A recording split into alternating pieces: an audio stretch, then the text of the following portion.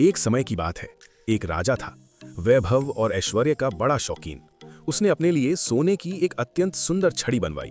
उस पर हीरे, नीलम, मोती, पुखराज और ना जाने कितने कीमती रत्न जड़वाए। जब वो उसे हाथ में लेकर चलता तो लोग उसकी चमक से ही चकाचौंध हो जाते। राजा को लगता, मेरी जैसी छड़ी किसी के पास नहीं। एक दिन वो उसी छड़ी को लेकर अपनी घोड़ा गाड़ी में बैठा नगर भ्रमण पर निकला।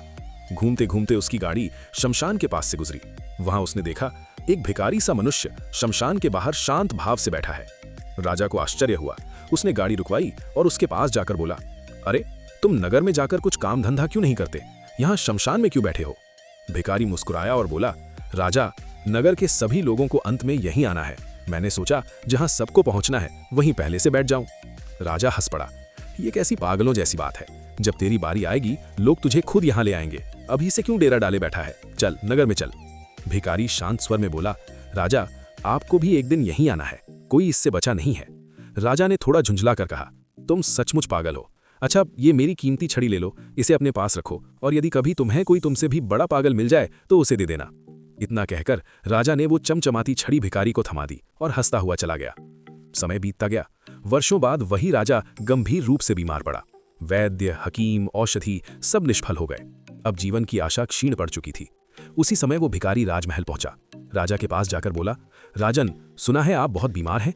राजा ने कराहते हुए कहा, हाँ, अब तो बचने की आशा नहीं, अब तो जाना ही होगा।